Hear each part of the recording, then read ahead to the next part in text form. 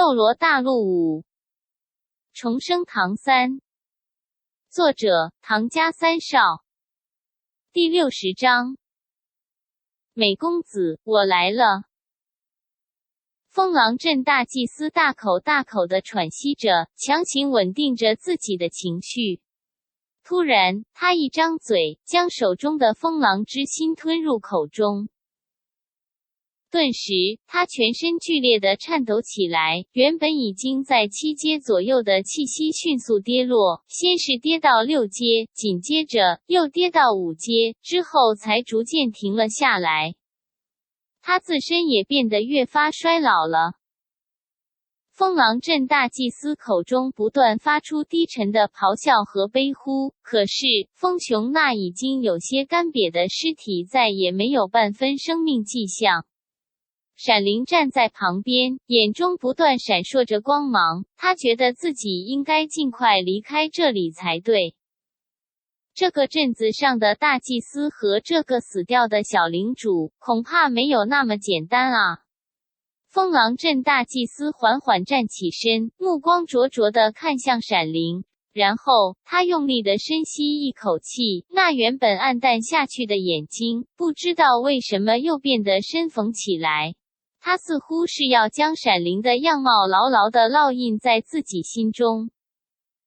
一股旋风从他手中升起，托起了风狼镇领主风雄的尸体，缓缓朝着风狼镇的方向飞去。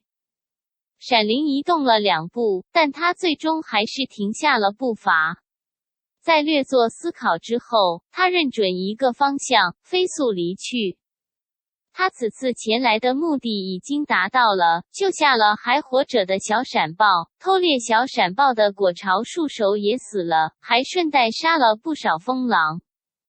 唯让他有些费解的就是，这风狼镇的大祭司和死去的风狼镇领主4张有些特殊。但无论怎么说，他们闪豹这边是占理的，先回去向族中汇报这次行动的情况再说。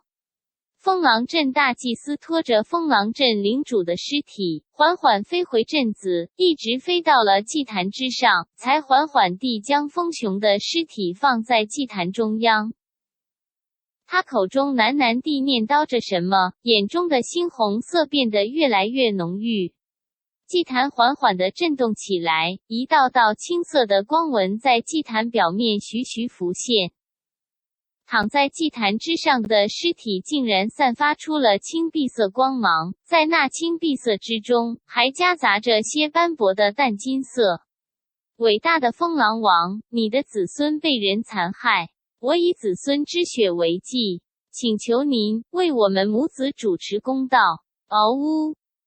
风狼镇大祭司仰天发出凄厉的叫声，随后道强烈的青光带着血光冲天而起，瞬间冲入高空，化为一根巨大的青红色光柱。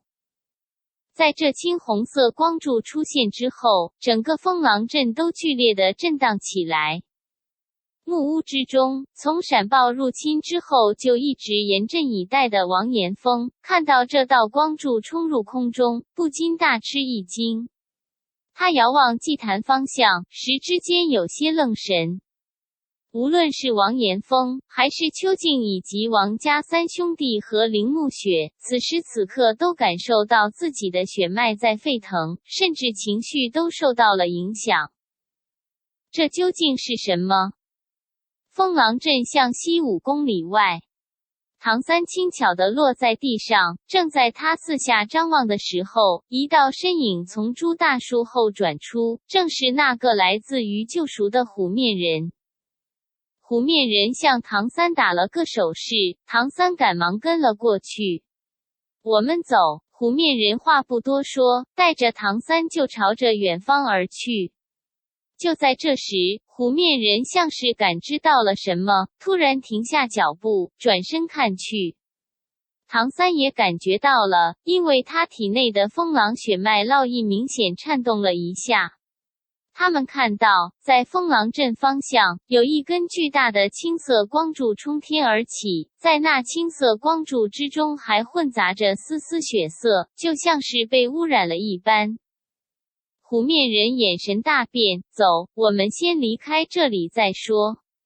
风狼镇内恐怕是出现变故了。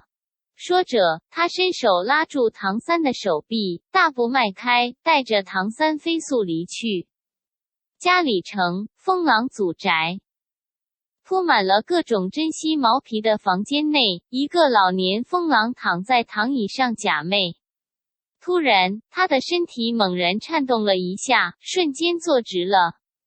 这个老年风狼身高大约2米，身形壮硕魁伟。更为奇异的是，他看上去模样与人类相似，只是皮肤泛着淡青色，一头长发也是淡青色，甚至每一根发丝都散发着淡淡的青碧色光芒。他那深绿色的双眸仿佛无底深潭一般深邃。是谁竟敢杀害我的子孙？低沉的咆哮声从他口中响起。下一瞬，整个风狼祖宅随之震动。嘉里城中心广场侧，美公子奶茶店。美公子母女和女店员正在忙着，三人分工明确，美公子的母亲负责制作奶茶，美公子负责收钱，女店员则负责把一杯杯奶茶送到客人手中。每天傍晚的这个时间，都是他们比较忙碌的时候。这个时间也正是嘉里广场最热闹的时候。当然，只有一些强大的妖怪才会在这附近活动。啊！女店员突然惊呼一声。美公子没什么反应，他的母亲苏秦却下意识地扭头看去，顿时大吃一惊。一个刚刚买了奶茶的壮硕风狼，突然全身散发出浓郁的青光。美公子也被他身上散发出的青光吸引了注意。没等他们询问，那风狼顾不上去接奶茶，骤然转身飞奔离去。嘉里广场上，为数不多的风狼就像是黑夜中突然点亮的盏青碧色的灯，纷纷加速，飞快地朝着风狼祖宅的方向而去。2天后，一大一小2道身影出现在嘉里城城门外不远处，两人都是低眉顺眼的样子，朝着城门走去。那个身形瘦小的人类悄然抬起头，朝着前方高大的城楼看去，他嘴角处不禁勾起一道弧线。嘉里城，我来了。美公子，我来了。第一册到此结束。